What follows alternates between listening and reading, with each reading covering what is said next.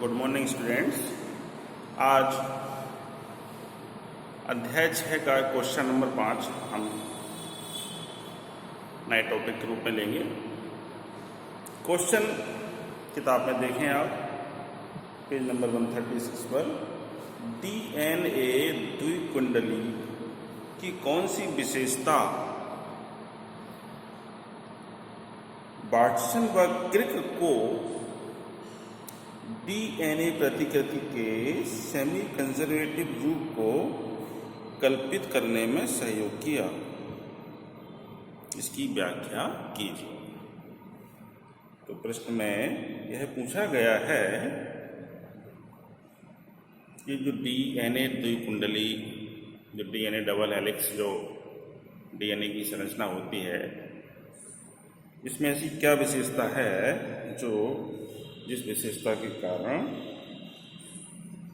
Watson और क्रिक को DNA प्रतिकृति का सेमी कंजर्वेटिव प्रतिरूप को कल्पित करने में उन्हें सहायता मिली, इसकी व्याख्या करना है। तो अब आप इस प्रश्न को सॉल्व करेंगे।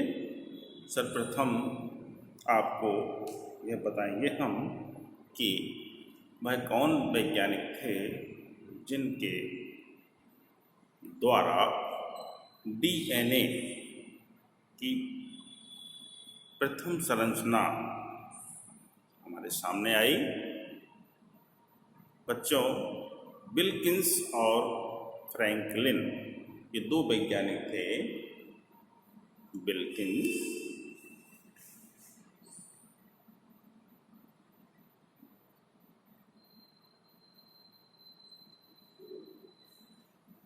तथा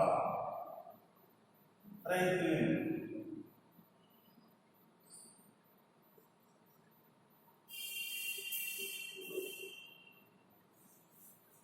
विल्किंस और फ्रैंकलिन ये दो साइंटिस्ट थे। इनके द्वारा एक्सरे विवर्तन के द्वारा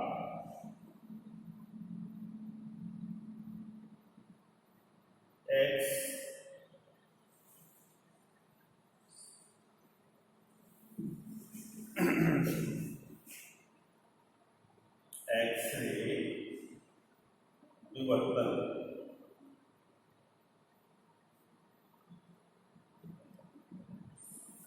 बच्चों, एक्सरे विवर्तन, इसको अंग्रेजी में एक्सरे डिफ्रैक्शन कहते हैं।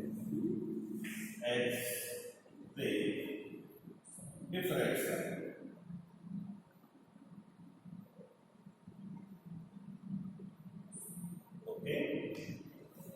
इंग्लिश नाम जानना बहुत आवश्यक है आपके लिए, इसके बिना ज्ञान अधूरा सा लगता है। इसलिए बच्चों, जहाँ पर इंग्लिश लेटर की, इंग्लिश वर्ड की आवश्यकता होती है, उसको अवश्य आप समझा करो, लिखा भी करो, याद भी किया करो। तो विल्किंस तथा फ्रैंकलिन, इन दोनों ने एक्सरे विवर्तन या एक्सरे डिफ्रैक्शन के आंकड़े प्रस्तुत किए। तो इनके आंकड़े के आधार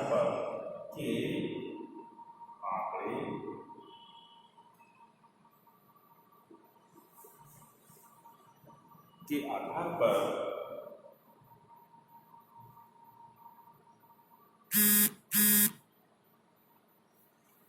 तो ये बच्चों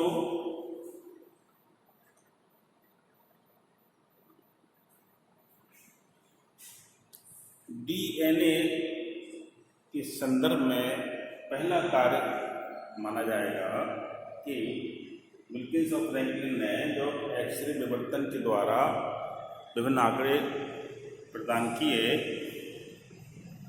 तब उन आंकड़ों के आधार पर इसमें हम एक वर्ड जोड़ देंगे कहीं पर, डीएनए।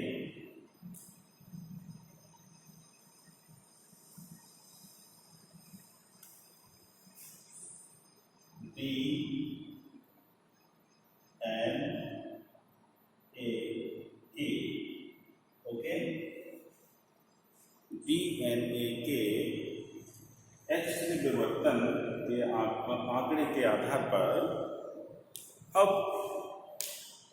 बार्टसन तथा क्रिक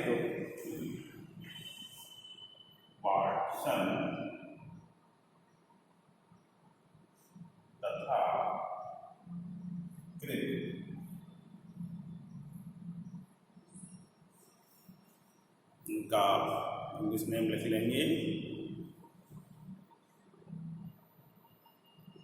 बार्टसन एंड क्रिक, CRICK,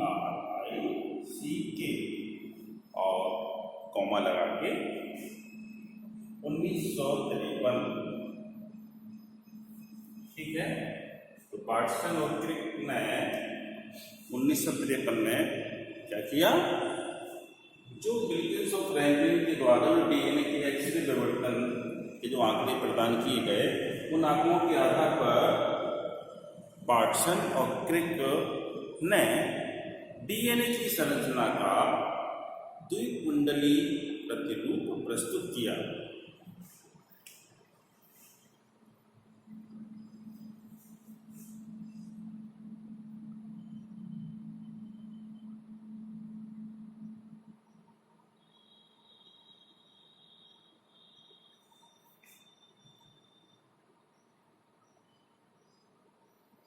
द्विकुंडली प्रतिरूप,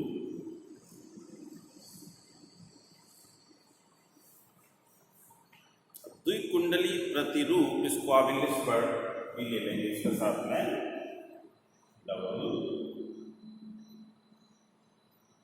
हेलिक्स, डबल हेलिक्स मॉडल।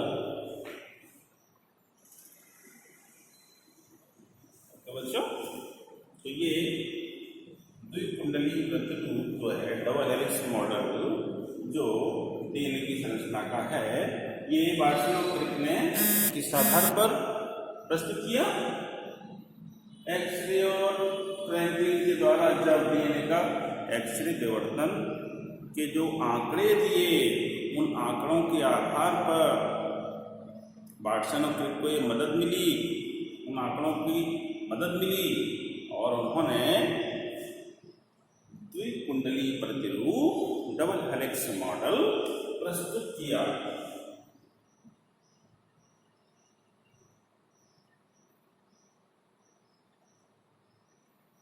इतनी बात आप अच्छे से समझ लीजिए, नोट कर लीजिए। हम स्टेप बाय स्टेप आगे बढ़ रहे हैं बच्चों, और आप इसको अपने नोटबुक में नोट करेंगे और समझते हुए नोट करें, याद करें, समझ लेंगे, याद हो जाएगा अच्छे से, तब आप आपस में डिस्कस भी किया करें, अपने साथी के साथ, मित्रों के साथ डिस्कस करेंगे तो आपका ज्ञान और अच्छा शार्प होगा। ओके, अब हम आगे बढ़ते हैं। चलिए, बार्टसन और क्रिक के द्वारा तो डबल हेलिक्स मॉडल प्रस्तुत कर दिया गया। अब आपने ये जान लिया, प्रस्तुत किया तो किस बेस पर किया, जब विल्किंस और फ्रैंकलिन के द्वारा एक्सरे विवर्तन के द्वारा जो आंकड़े प्रस्तुत किए गए, उन आंकड़ों के आधार पर ही बार्टसन और क्रिक को मदद मिली, और उनके द्वारा सन 1953 में डीएनए का डबल हेलिक्स मॉडल प्रस्तुत कर दिया गया। अब इसमें और प्रवेश करेंगे अंदर, इस प्रतिरूप में ऐसी क्या बात है, क्या विशेषता थी, क्या इसमें और अध्ययन करने वाले हैं, अब हम वो आगे बढ़ेंगे। तो इस जो प्रतिरूप प्राप्त हुआ, इस प्रतिरूप में डीएनए की दोनों पॉलीन्यूक्लियोटाइड श्रृंखलाओं के मध्य क्षार युग्मन की उपस्थिति महत्वपूर्ण थी। अभी आपने लास्ट टाइम पढ़ा है, क्षार, नाइट्रोजन क्षार और नाइट्रोजन क्षार और उनके युग्मन, किस प्रकार से नाइट्रोजन क्षार आपस में जुड़ते हैं। जो आपस में जुड़ते हैं वह आपको याद रखना चाहिए। जैसे एडेनिन थाइमिन से जुड़ता है तो डबल बॉन्ड के द्वारा जुड़ता है। ठीक है बच्चों, तो आप देखिए ये हाइड्रोजन बॉन्ड है, ये है हाइड्रोजन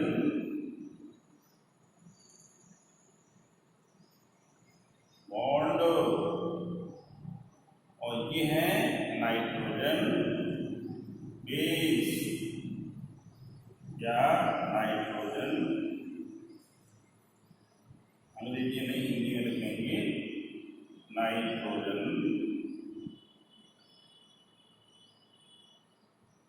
क्षार। ठीक है बच्चों, या अब आप जान लेंगे ना कि ये जो नाइट्रोजन क्षार है ये एक प्रकार का युग्मन है।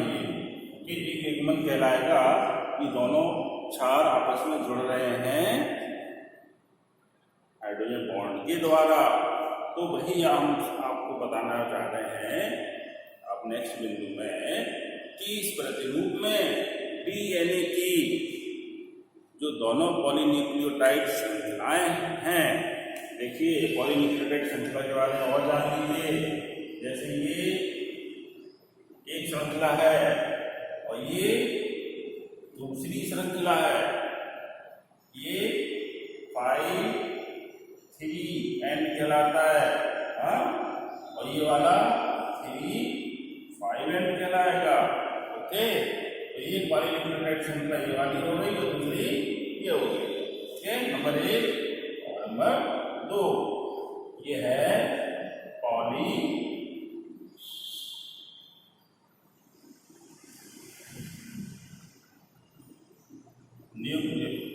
Nucleotide chain.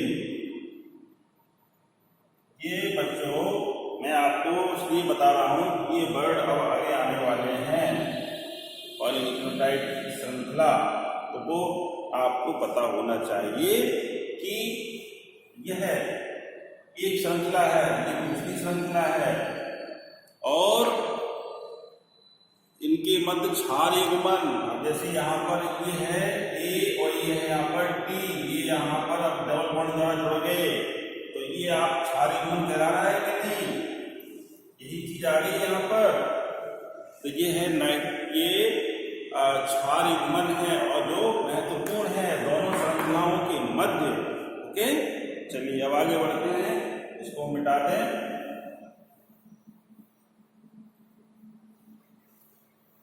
जब भी कोई नया वर्ड आता है तो पहले उसका फंडामेंटल व्यू हमें क्लियर होना चाहिए, तब हमें अच्छे से समझ में आता है। तो अब बच्चों आगे आप नोट कर लें, इस प्रतिरूप में डीएनए की दोनों पॉलीन्यूक्लियोटाइड श्रृंखलाओं के मध्य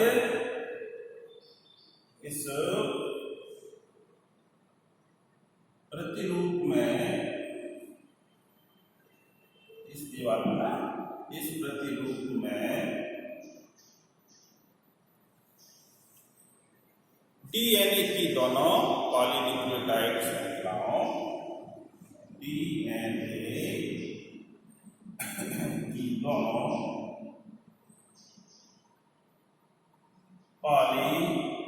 हिंदी में लिखेंगे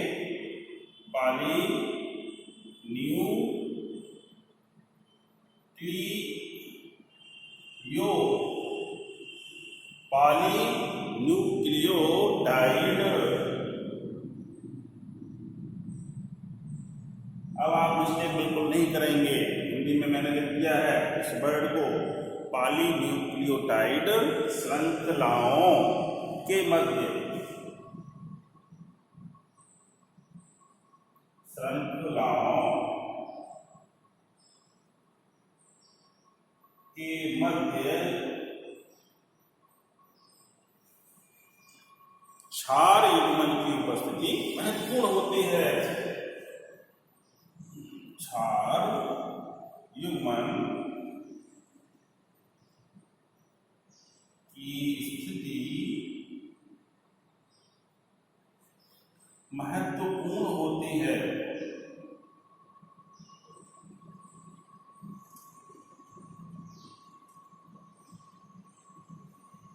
ओके बच्चों, तो यहाँ तक आपको समझ में आ गया होगा। मैंने आपको ये पॉइंट है इसको आप भी मैंने स्पष्ट कर दिया है। क्षार युग्मन क्या है ये आप जानते हैं, पॉलीन्यूक्लियोटाइड श्रृंखला है ये भी आप जानते हैं। और अब आगे बढ़ते हैं बच्चों।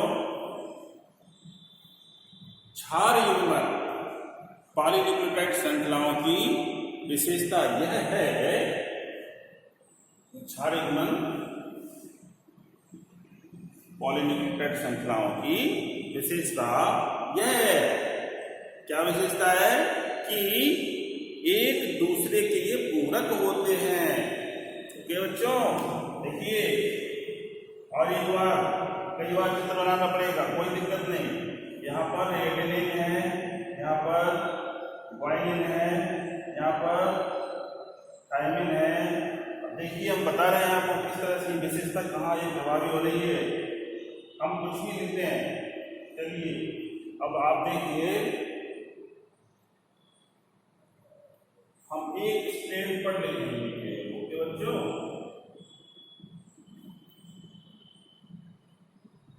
अब देखें आप ये जो 5N2,3N ये पहली पॉलीन्यूक्लियोटाइड जो आगे पॉइंट आ रहा है उसको मैं पहले क्लियर कर रहा हूं।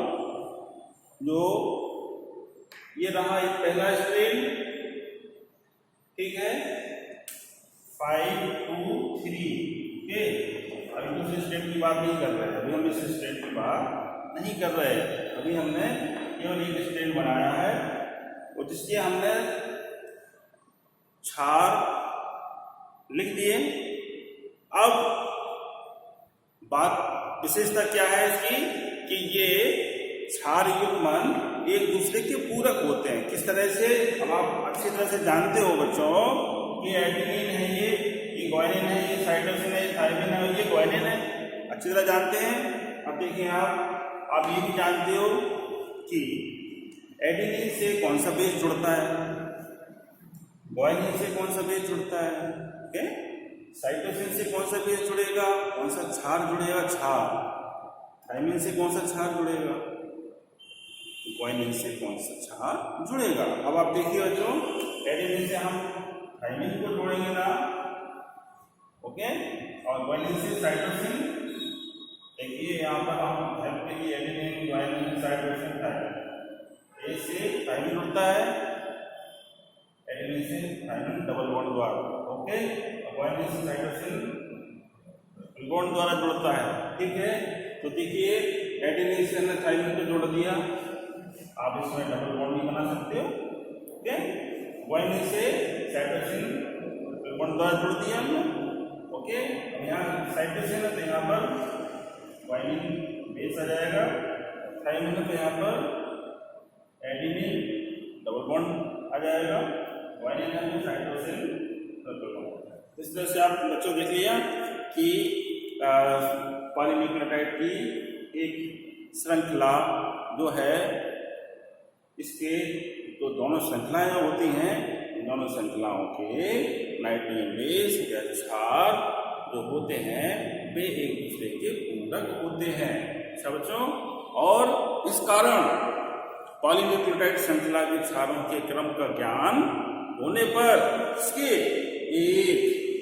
अगर एक पॉलीन्यूक्लियोटाइड श्रृंखला के क्षारों का हमें ज्ञान है, यदि जानकारी है, तो हम इसके दूसरे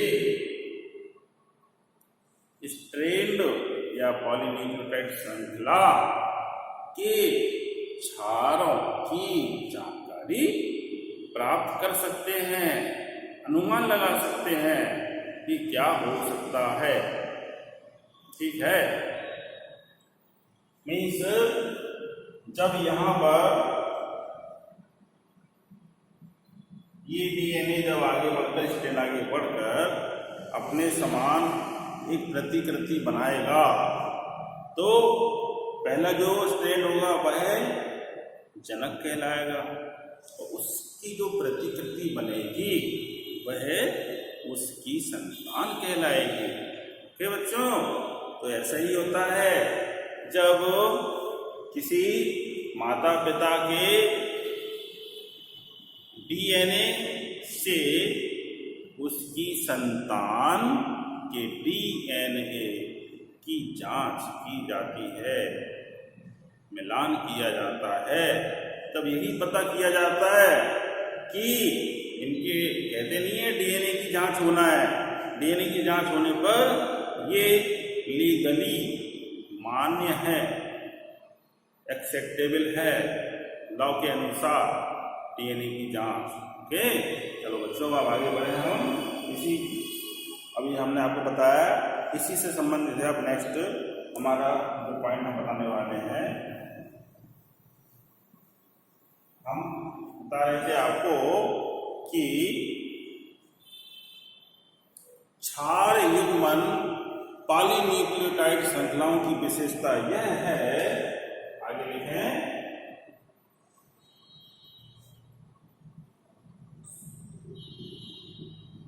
क्षार युग्मन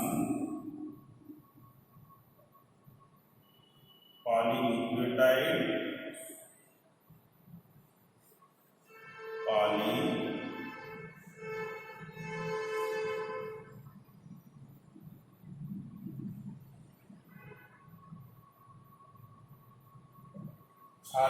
पॉलीन्यूक्लियोटाइड की विशेषता यह है कि ये एक दूसरे के पूरक होते हैं, ये एक दूसरे के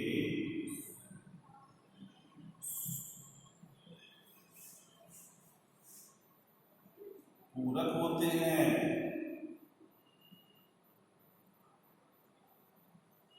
ठीक है बच्चों, एक पॉलीन्यूक्लियोटाइड श्रृंखला है, वह दूसरी पॉलीन्यूक्लियोटाइड श्रृंखला के पूरक होगी, क्योंकि एक श्रृंखला से एक क्षार का क्रम जुड़ेगा, दूसरी श्रृंखला से दूसरे क्षार का क्रम जुड़ेगा, और दोनों क्षारों के बीच एक निश्चित क्षार युग्मन होता है। ठीक है ना, तो क्षार युग्मन पॉलीन्यूक्लियोटाइड श्रृंखला की विशेषता यह है कि एक दूसरे के ये पूरक होते हैं। इस कारण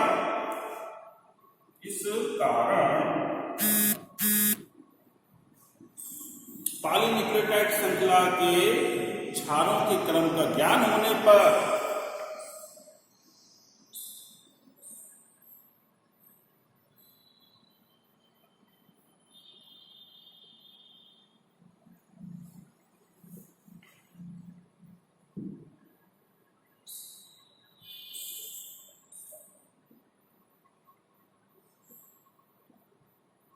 पॉलीन्यूक्लियोटाइड श्रृंखला के क्षारों के क्रम का ज्ञान होने पर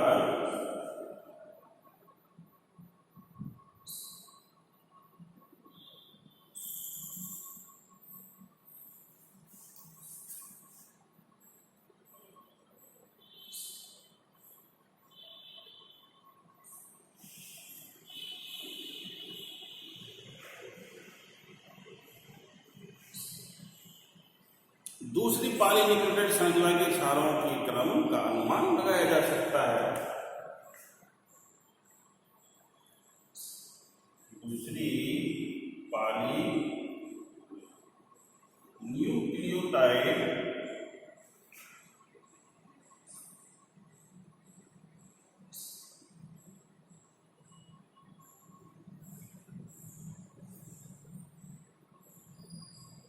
श्रृंखला के क्षारों के क्रम का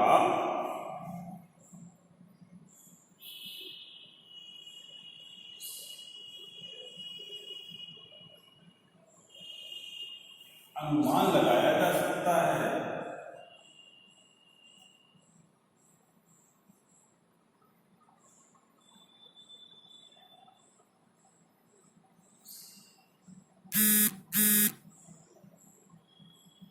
ठीक है बच्चों, यही मैंने भी आपको जस्ट बताया था कि एक पॉलीन्यूक्लियोटाइड श्रृंखला के आपके क्षारों का क्रम का जब ज्ञान हो जाता है तो आप दूसरी पॉलीन्यूक्लियोटाइड श्रृंखला की क्षारों के क्रम का अनुमान लगा सकते हैं। इस कारण पॉलीन्यूक्लियोटाइड श्रृंखला के क्षारों के क्रम, यहाँ पर एक शब्द लगा दीजिए बच्चों, एक पॉलीन्यूक्लियोटाइड श्रृंखला के क्षारों के क्रम का ज्ञान होने पर दूसरी पॉलीन्यूक्लियोटाइड श्रृंखला के क्षारों के क्रम का अनुमान हम लगा सकते हैं। ठीक है बच्चों, आगे बढ़ते हैं। डीएनए अणु के दोनों पॉलीन्यूक्लियोटाइड श्रृंखलाओं के निर्माण के समय जब क्या होता है बच्चों, आगे बढ़ते हैं। अभी यहाँ तो नोट कर लिया आपने, इसको मिटा दें।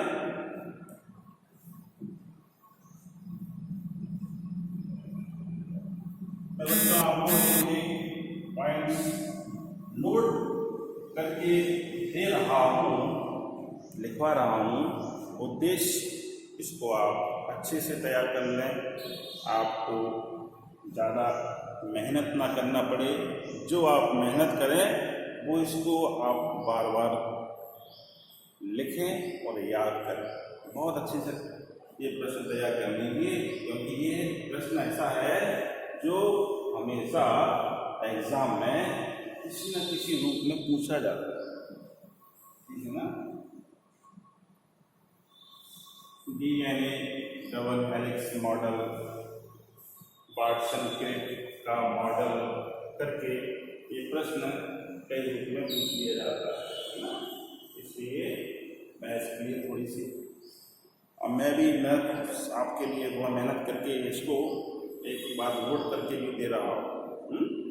तो आगे मैं बताने वाला था आपको, यहाँ तक तो ठीक है कि जब एक श्रृंखला के क्षारों के क्रम के लिए हमें ज्ञान है, तो हम दूसरी श्रृंखला के क्षारों के क्रम का अनुमान लगा सकते हैं, राइट।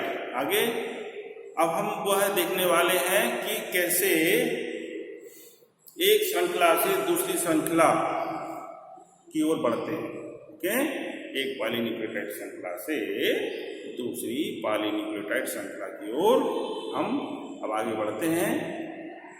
डीएनए अणु के दोनों पॉलीन्यूक्लियोटाइड श्रृंखलाएं नई श्रृंखलाओं के निर्माण के समय अलग अलग होकर टेम्पलेट का कार्य करते हैं, ठीक है ना। क्या होगा, डीएनए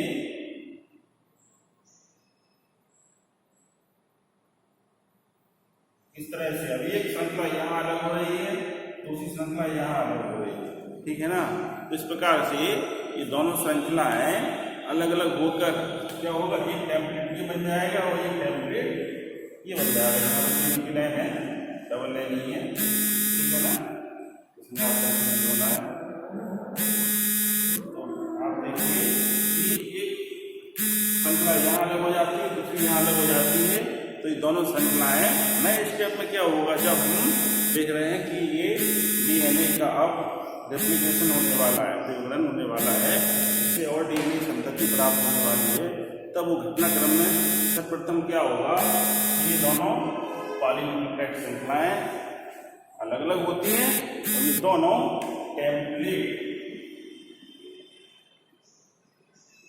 टेम्पलेट की भांति कार्य करती हैं।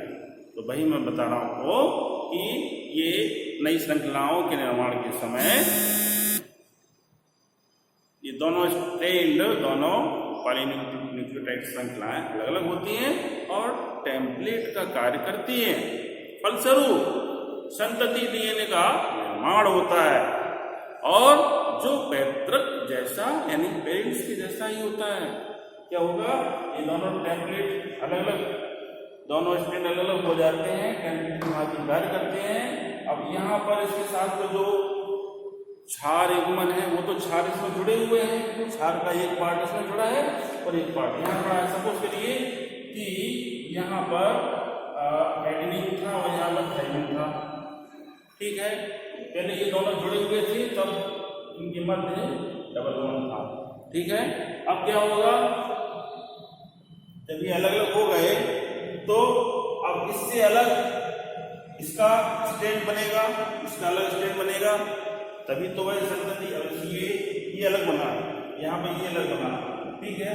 तो आप देखेंगे कि जब एक स्टैंड और बन रहा है तो यहाँ पर थाइमिन, यहाँ एडेनिन बन जाएगा, यहाँ बॉन्डिंग हो जाएगी, यहाँ पर एडेनिन है तो यहाँ थाइमिन बन जाएगा और यहाँ पर डबल बॉन्डिंग हो जाएगी। इस तरह से ये संतति डीएनए का फॉर्मेशन होता है। थोड़ा सा यहाँ अभी स्पष्ट है, आगे आपको सही मिलेगा डायग्राम इसका।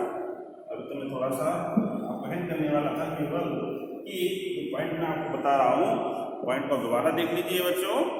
डीएनए और उनके दोनों पॉलीन्यूक्लियोटाइड श्रृंखलाएं नई श्रृंखलाओं के निर्माण के लिए ये समय अलग अलग होकर टेम्पलेट की भांति कार्य करते हैं और फलस्वरूप संतति डीएनए का निर्माण होता है और जो पैतृक डीएनए के समान होता है। नोट करें, डीएनए अणु के दोनों पॉलीन्यूक्लियोटाइड श्रृंखलाएं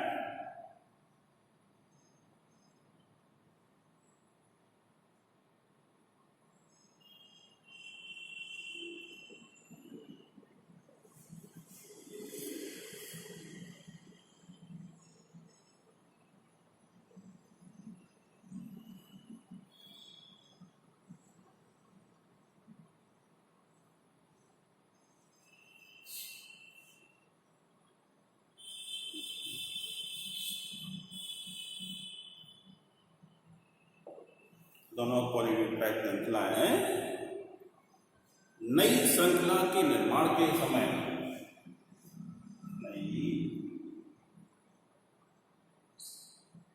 श्रृंखला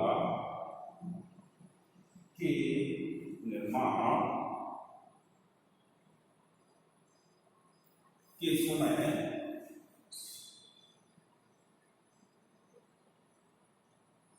क्या होगा। अभी आपने जो समझ लिया है तो आपको पता चल रहा होगा कि मैं आप आगे क्या लिखने वाला हूं। निर्माण के समय अलग अलग होकर, यहाँ पे दोनों एक साथ है ना, ये अलग अलग होकर क्या करते हैं, टेम्पलेट की भांति कार्य करते हैं।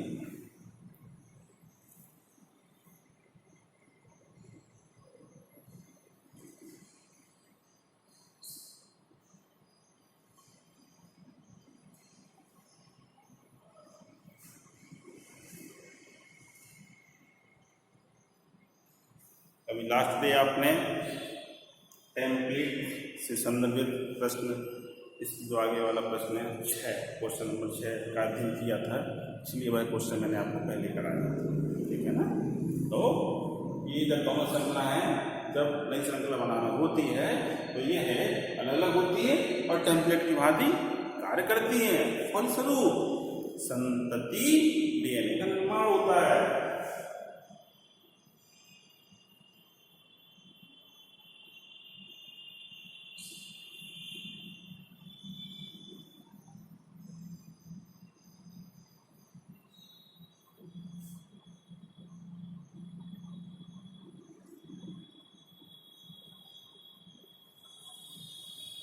संतति डीएनए का निर्माण होता है और जो पैतृक के समान होगा।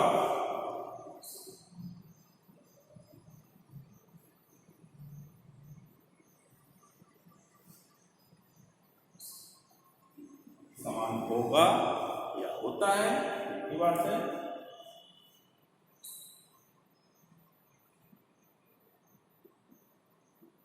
पैतृक के जैसा होगा, पैतृक के समान होगा। नेक्स्ट बच्चों, एक और महत्वपूर्ण बिंदु इसमें बताने वाला हूं मैं आपको। प्रतिकृति के पूर्ण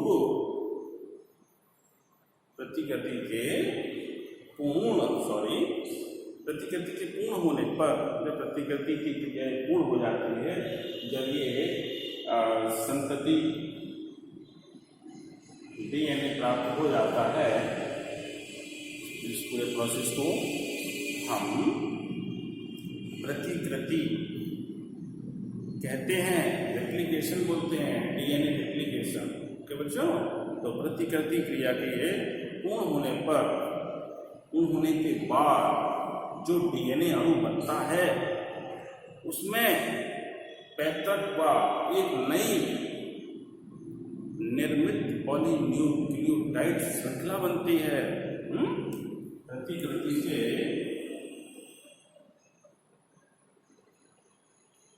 रेप्लिकेशन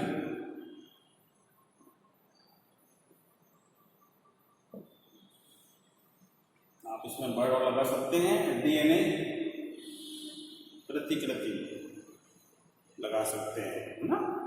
प्रतिकृति चलो हम लगा ही देते हैं, आप कंफ्यूज होंगे। डीएनए प्रतिकृति, डीएनए प्रतिकृति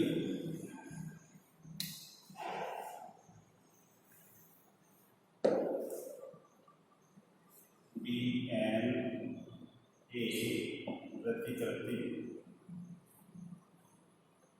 अब हम लिख देंगे डीएनए रेप्लिकेशन। ओके, अब ठीक है। डीएनए रेप्लिकेशन के पूर्ण होने के पश्चात,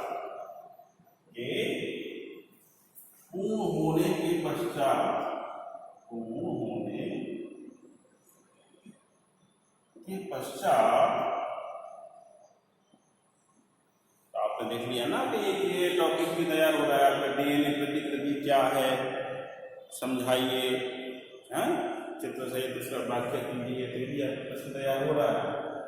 जब ये डीएनए रेप्लिकेशन की प्रोसेस जब पूर्ण हो जाती है तो पूर्ण होने के पश्चात जो डीएनए अणु बनता है, जो डीएनए अणु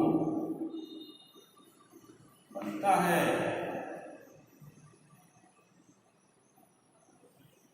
इसमें एक पैतृक व एक नई निर्मित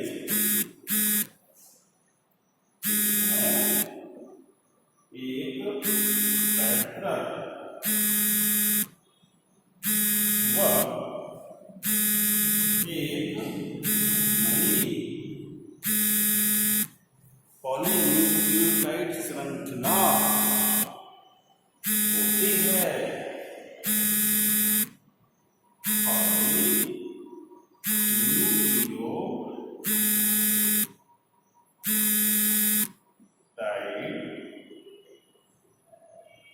श्रृंखला होती है।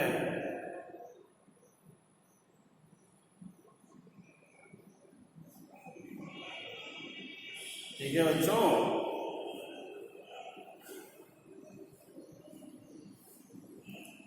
अब अंत में द्विगुणन की यह प्रक्रिया, एप्लीकेशन की यह संपूर्ण प्रोसेस जो अभी तक आपने पढ़ी है, यह प्रक्रिया अर्धसंरक्षी डीएनए प्रतिकृति कहलाती है।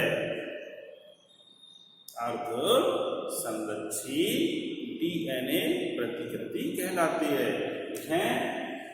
द्विगुणन की यह प्रक्रिया, द्विगुणन की यह प्रक्रिया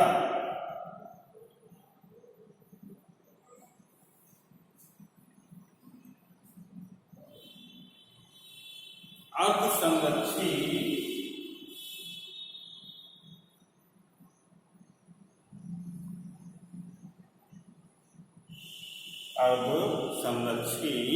डीएनए प्रतिकृति,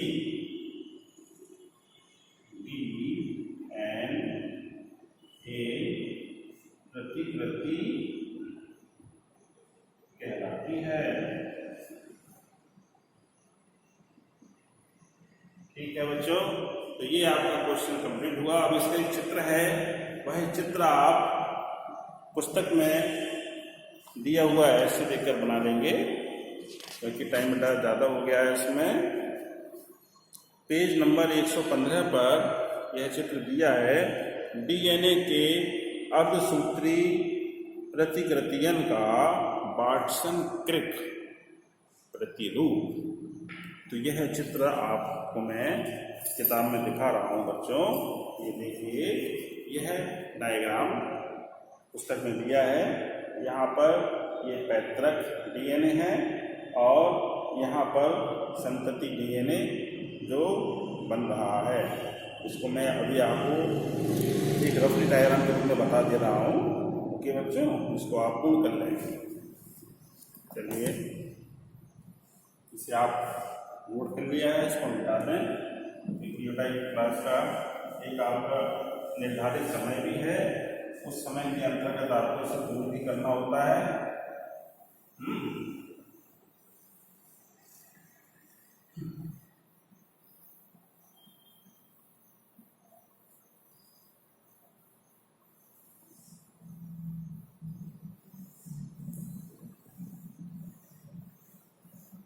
देखिए, एक डीएनए का पॉलीन्यूक्लियोटाइड चेन में दो अलग अलग कलर से बनाऊंगा। पहले तो हम जो पैतृक डीएनए है वो एक कलर से बना देंगे।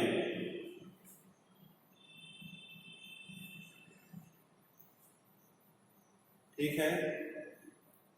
दूसरा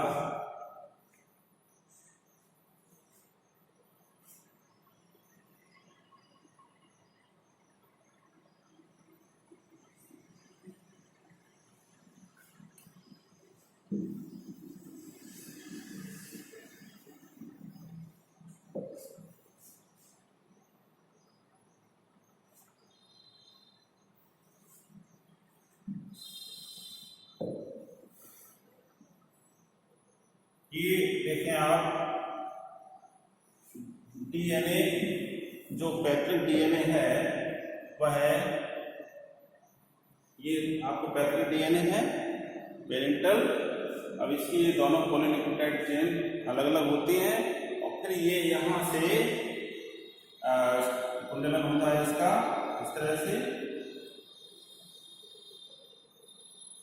ठीक है बच्चों, ऐसे ही यहाँ पर भी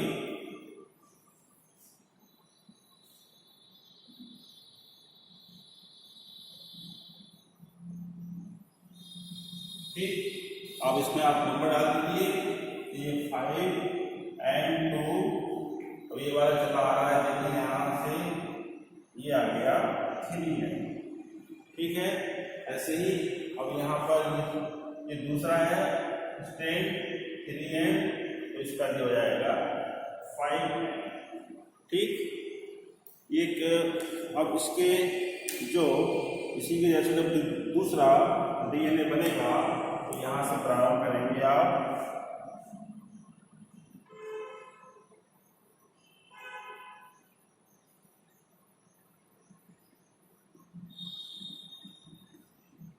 इसको ऊपर तक ले लें।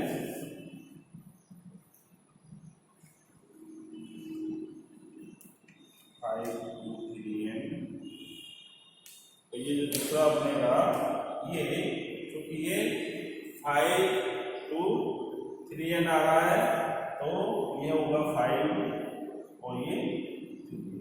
ठीक है। इस तरह से इसका ये दूसरा पेयरिंग बन गई। ऐसे ही यहाँ पर बनेगी। ठीक है बच्चों, ये है आपका 5N। इसका जो पेरेंटल, ये तो पेरेंटल हो गया। इसका जो संतति डीएनए बनेगा वह है ये बना, ये 3N और ये 5N।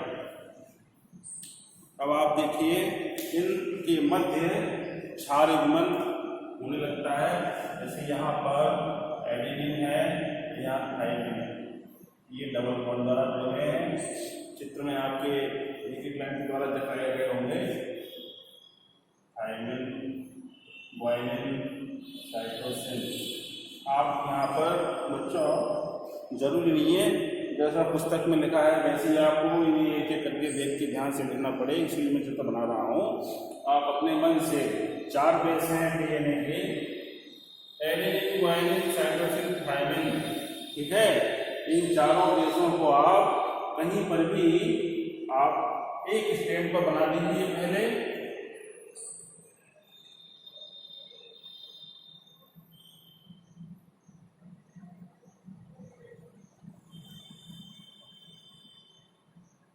ठीक है।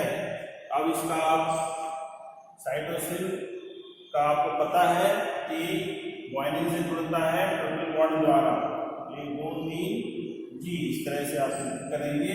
ग्वानिन है 1 2 3 साइटोसिन, ठीक। एडेनिन है तो एडेनिन थायमिन से डबल बॉन्ड द्वारा जुड़ता है, एडेनिन डबल बॉन्ड थायमिन, इस तरह से बनाएंगे।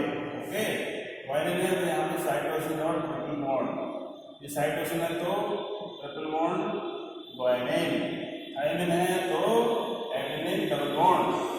बाद में नहीं कहना सर हमको ये समझ में नहीं आया, इसलिए ध्यान से अभी समझ लीजिए। अब आपको चित्र बनाना है अपनी बुक से, लेकिन जो नाइट्रोजन क्षार जो बनाना है, लिखना है, वो आपको अपने मन से, और उसके लिए आप एक स्ट्रेट पर लिखने के बाद फिर उसकी पेयरिंग आप स्वयं करेंगे। अब देखिए थायमिन है तो थायमिन एडेनिन से जुड़ेगा डबल बॉन्ड द्वारा, ग्वानिन है ये ग्वानिन साइटोसिन से जुड़ेगा, ठीक है। साइटोसिन है ये ट्रिपल बॉन्ड द्वारा ग्वानिन से जुड़ेगा। ऐसे यहाँ पर भी बना दीजिए, एडेनिन तो डबल बॉन्ड थायमिन, ठीक है। अब आइए यहाँ पर भी वही विधि है। आपने अगर यहाँ पर साइटोसिन लिखा है, यहाँ पर आपने थायमिन लिखा है, ठीक है, तो आपको पता है कि साइटोसिन ग्वानिन से जुड़ता है ट्रिपल बॉन्ड द्वारा, थायमिन है एडेनिन से जुड़ता है डबल बॉन्ड द्वारा। इस तरह से आप ये डायग्राम बच्चों पूर्ण करें पुस्तक से, और ये क्वेश्चन कंप्लीट होता है। अच्छे से इसको आप नोट करेंगे, याद करें, समझें। आज टाइम काफ़ी हो गया, वीडियो भी बड़ा हो गया।